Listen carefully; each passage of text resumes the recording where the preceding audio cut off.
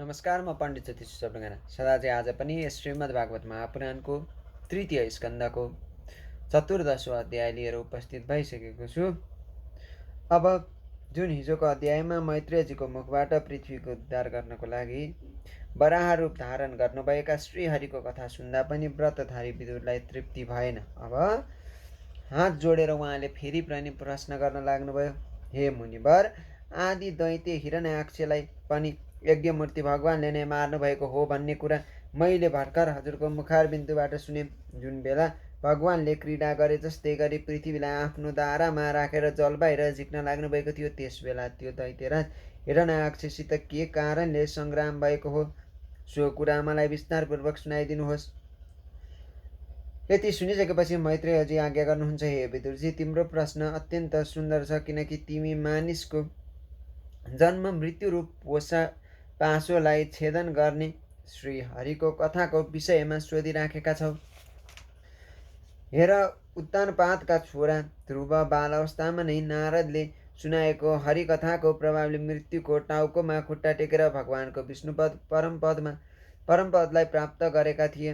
हे विदुर, एकचोटि वराह भगवान र हिरण्याक्षको यस युद्धको विषयमा देवताहरूले प्रश्न गर्दा ब्रह्माजीले उनीहरूलाई जुन कथा सुनाउनु भएको थियो, त्यस बेला मैले पनि त्यो कथा सुनेको थिएँ। सोही कथा म अहिले तिमीलाई सुनाउँछु। हे विदुर, एकचोटि दक्षकी छोरी दितिले पुत्र प्राप्तिको इच्छाले कामातुर भएर सायङ्कालमा मरिचीका छोरा आफ्ना पति कश्यपसित रतिको निम्ति प्रार्थना गरिन्। त्यस समयमा कश्यपजी अग्नि नै जसको जिब्रो छ त्यस्ता भगवान यज्ञ पुरुषको खिरको आहुतिद्वारा आराधना गरी सूर्यास्तको बेला भएको देखेर अग्निशालामा एकाग्र मनले ईश्वरको ध्यान गरिरहेका थिए। दतिले भनिन्, हे विद्वान, मतवाला हात्ती जसरी केराको रुखलाई धुलो पिठो वा ध्वस्त पार्दछ, त्यसै गरी यो धनुर्धारी कामदेवले पनि म अबलामाथि आक्रमण गरेर तपाईँसित रमन गर्नको निम्ति मलाई बेचैन पार्न लागेको छ। छोरा भएका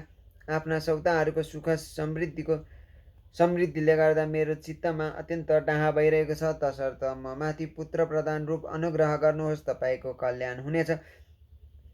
जसको गर्भबाट तपाईँ जस्ता पति पुत्र रूपले उत्पन्न हुन्छन्, तिनै आइमाईलाई पतिद्वारा सम्मानित भएको सम्झनु पर्दछ। यस्ता स्त्रीको सुयश संसारमा सर्वत्र फैलिरहन्छ।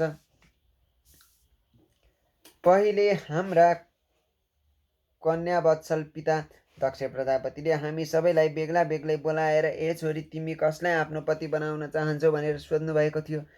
यसपछि आफ्ना सन्तानको भलो चाहने हाम्रा पिताले आफ्ना छोरीहरूको भाव बुझेर तपाईँको समानशील स्वभाव भएका हामीलाई तपाईँसँग विवाह गराइदिनु भयो। अतएव हे मङ्गलमूर्ति, हे कमल नयन, मेरो इच्छा पूर्ण गर्नुहोस्। हे भुमन, तपाईँ समान महापुरुषका पासमा म समान कि दिन दुखीले आएको निष्फल हुन हुँदैन। हे विदुर, बढी राखेको कामदेवको वेगले अत्यन्त बेचैन भएकी, अनेक प्रकारले बिन्ती भाव गरिरहेकी आफ्नी पत्नीलाई कश्यपजी वाणीद्वारा शान्त गर्दै भन्न लागे, हे भीरु, अर्थात् कामको पीडाले डराएकी, तिम्रो इच्छा अनुसार अवश्य तिम्रो कामना पूर्ण गर्नेछु, जसद्वारा धर्म कर्म अर्थ काम यी तिनैको सिद्धि हुनेछ। त्यस्ती आफ्नी पत्नीको कामना कसले पुरा नगर्ला। जसरी मानिस जहाजमा चढेर महासागर पार गर्दछन्, त्यसै गरी गृहस्थाश्रमी अरू आश्रमलाई आश्रय दिँदै आफ्नो आश्रमद्वारा स्वयं पनि दुःख समुद्रमा पार गर्दछन्। हे मानिन, स्त्रीलाई त अर्थ धर्म काम यी तीन प्रकारका पुरुषार्थको कामना भएको पुरुषको आधा अङ्ग भन्दछन्। यिनैमाथि गृहस्थीको भार सुम्पेर मानिस निश्चित भइकन जताततै घुम्दछन्। अन्य आश्रमीहरूलाई इन्द्रिय रूपी शत्रुलाई जित्न धेरै कठिन हुन्छ, तर हामी विवाहिता स्त्रीको आश्रय लिएर किल्लाको स्वामीले लुट्न आएको शत्रुलाई आफ्नो अधीनमा गराए झैँ सजिलैसँग जित्छौँ। हे गृहेश्वरी, तिमी समान कि पत्नीको उपकारको बदला मैले अथवा अरू कुनै गुणग्रामी पुरुषले दिन पनि आफ्नो सारा जीवनमा अथवा जन्मान्तरमा पनि पूर्ण रूपले दिन सक्दैन। म अहिले नै तिम्रो पुत्रत्व प्राप्तिको इच्छा पूर्ण गर्न सक्छु, तापनि यसो गर्नाले दुनियाँले मेरो निन्दा गर्दछन्। तसर्थ एक मुहूर्त अरू पर्ख, यो घोर समय राक्षस आदि घोर जीवहरूको हो तथा देख्नमा अत्यन्त भयानक छ। यस समयमा भगवान भूत भवनका गणहरू भूत प्रेतहरू घुमिरहन्छन्। हे साध्वी, यस सायङ्कालमा भूत भवन भावना शङ्कर भगवान आफ्ना गण भूत प्रेत आदिलाई साथमा लिई नन्दीमा चढेर घुम्ने गर्दछन्, जसको जटाजुट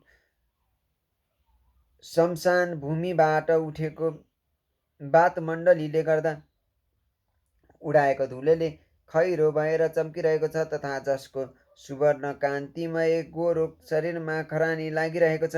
त्यस्ता तिम्रा देवर महादेवजी आफ्ना सूर्य, चन्द्र र अग्निरूप 3 नेत्रले सर्वत्र हेरिरहन्छन्। यो संसारमा उहाँको आफ्नो अथवा पराक्रमी भन्ने कोही छैन, न कोही खुब आदर गरिने योग्य छ, न कोही निन्दनीय छ। हामी त अनेक प्रकारका व्रतको पालना गरेर उहाँले भोग गरी लात मार्नु भएको विभूतिलाई नै उहाँको प्रसाद रूपले ग्रहण गर्न चाहन्छौँ। विवेकी मानिस अविद्याको आवरणलाई हटाउने इच्छाले उहाँको निर्मल चरित्रको गान गर्दै गर्दछन्। उहाँभन्दा बढी त के उहाँ समयको पनि कोही छैन। उहाँ सत्पुरुषको एकमात्र गति हुनुहुन्छ। आफ्नै इच्छाले उहाँले पिशाचको जस्तो भेष धारण गर्नुभएको छ। कुकुरको आहारा भएको यस शरीरलाई नै जो आत्मा मानेर नाना किसिमका लुगा, गहना, माला, चन्दन आदिले यसको लालन पालन गर्दछन्, तिनै अविवेक अभागी पुरुष मात्र आत्मराम सर्वज्ञ शङ्कर भगवानको आराधनाको हिस्ती गर्दछन्। हाम्रो त के कुरो, ब्रह्मादि लोकपालहरू समेत उहाँले बाँधेको धर्म मर्यादा रूप सेतुको पालन गर्दछन्। यो सम्पूर्ण विश्व जसको कार्यरूप हो तथा माया पनि जसको आज्ञाको अनुसार गर्दछन्, तिनै भगवान भूतनाथ प्रेतको जस्तो आचरण गर्दछन्। अहो, ती जगतव्यापक प्रभुको यो सब चरित्र लीला मात्र हो। मैत्रेयजी आज्ञा गर्नुहुन्छ। पतिले यस प्रकारसँग बुझाउँदा पनि कामातुरा दितीले वैश्य जस्तै निर्लज्ज भएर ब्रह्मर्षि कश्यपजीको वस्त्र समातिन्। अनि त्यस निषिद्ध काममा आफ्नी पत्नीको अतिशय आग्रह देखेर कश्यपजीले देवरूप परमात्मालाई नमस्कार गरी एकान्तमा दितीसित संयम गर्नुभयो। अनि जलमा स्नान गरी मौनावस्थाले प्राणायाम गरेर निर्मल सनातन ज्योतिर्मय परमात्माको ध्यान गर्दै जप गर्न लाग्नुभयो। हे विदुरजी, दितीलाई पनि यो निन्दित कामले गर्दा अत्यन्त लाज भएर उनी ब्रह्मर्षि काश्यपजीको नजिक गई टाउको निहुराएर यस प्रकारसँग भन्न लागिन्। हे ब्राह्मण, भगवान रुद्र भूतहरूका स्वामी हुन्। मैले उनको अपराध गरेको छु, तर ती भूतश्रेष्ठ मेरो यस गर्वलाई नष्ट नगरून्। म उहाँलाई नमस्कार गर्दछु। उहाँ अत्यन्त प्रभावशाली र उग्र स्वभावको हुनुहुन्छ, तर त्यस्तो भए तापनि आफ्ना सकाम भक्तको सम्पूर्ण कामना पूर्ण गरी उनीहरूको दुःख दूर गरिदिनुहुन्छ र निष्काम भक्तलाई मोक्ष दिनुहुन्छ। वास्तवमा दण्ड त्यागी भए तापनि दुष्टहरूको निम्ति दण्ड धारण गर्नुहुन्छ र उहाँ त साक्षात् क्रोधको मूर्ति नै हुनुहुन्छ। हामी स्त्री जातिमाथि त व्याधाले समेत दया गर्दछन्। अन्ततः कृपालु सतीपति भोलेनाथ ममाथि प्रसन्न हुनुहोस्।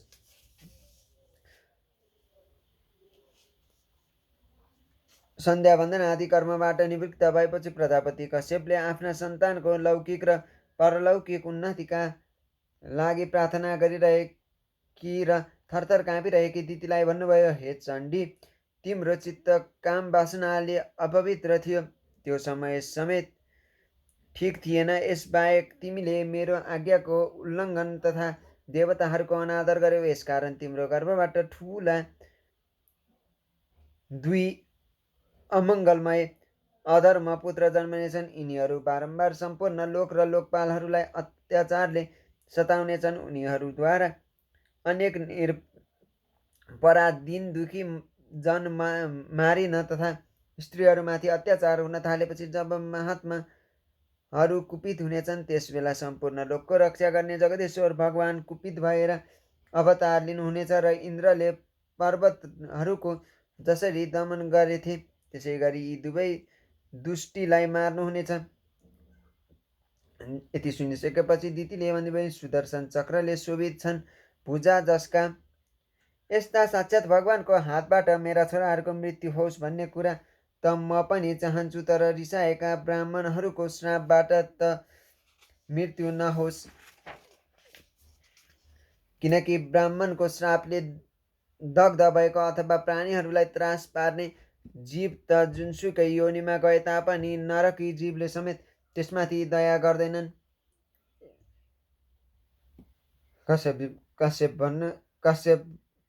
ब्राह्मण काश्यप आज्ञा गर्दछन्, हे प्रिय, तिमीलाई उचित अनुचितको विचार गरी भयो तथा शङ्कर भगवान प्रति अत्यन्त सम्मान र प्रीति पनि आदर गरे तसर्थ तिम्रा छोराका 4 छोरा मध्ये एउटा यस्तो छोरा हुनेछ जसको सन्तहरूले पनि सम्मान गर्नेछन् तथा उसका पवित्र यसलाई भक्तहरूले भगवानका गुणहरूसँग जोडेर ज्ञान गर्नेछन्। जसरी खराब सुनलाई बारम्बार खारेर शुद्ध गर्दछन् त्यसै गरी साधुजन पनि जसको स्वभावको अनुकरण गर्दछन् द्वेष रहित भएर आफ्नो अन्तकरणलाई शुद्ध गर्नेछन्। जुन भगवानको कृपाले उहाँकै स्वरूपभूत यो जगत आनन्दित हुन्छ, उनै स्वयं प्रकाश भगवान त्यस बालकको अनन्य भक्तिले सन्तुष्ट हुनुहुनेछ।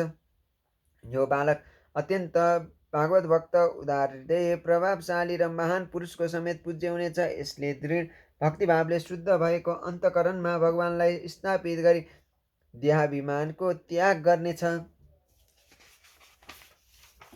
यो विषयमा अनासक्त असल स्वभाव भएको गुणको भण्डार अर्काको सुखमा सुख र दुःखमा दुःख मान्ने हुनेछ। संसारमा उसको कोही शत्रु हुने छैन। जसरी चन्द्रमाले ग्रीष्म ऋतुको तापलाई नष्ट गर्दछन् त्यसै गरी यसले पनि संसारको शोकलाई शान्त गरिदिनेछ। यस जगतको बाहिर भित्र सर्वत्र विराजमान रहने आफ्ना भक्तहरूमाथि उनीहरूको इच्छा अनुसार समय समयमा अनेक रूपमा प्रकट हुनुहुने तथा लक्ष्मीको शोभा बढाउने झलझल परेको कुण्डलले सुशोभित मुखमण्डल भएका यस्ता कमल नयन भगवानको तिम्रो नीतिलाई प्रत्यक्ष दर्शन हुनेछ। मैत्रेयजी आज्ञा गर्नुहुन्छ, नाति भगवानको भक्त हुनेछ भन्ने सुन्दा दितिलाई अत्यन्त आनन्द भयो र छोराहरूको वध समेत विष्णु भगवानको हातबाट हुने थाहा पाउँदा उनी अत्यन्त उत्साहित हुँदी भइन् भनेर यस श्रीमद् भागवत महापुराणको 3 स्कन्धको 14औं अध्यायमा वर्णन गरिएको छ। अब आउँदा अध्यायहरूमा कसरी के कारणले वधहरू भए हिरण्याक्षको र कस्तो पुत्रले कुन तरिकाले भगवानको पूजा अर्चना गर्नेछ बाँकीका अध्यायमा हामी जान्नेछौँ। तबसम्मका लागि बिदा चाहन्छु। जय श्री कृष्ण, जय श्री राधे।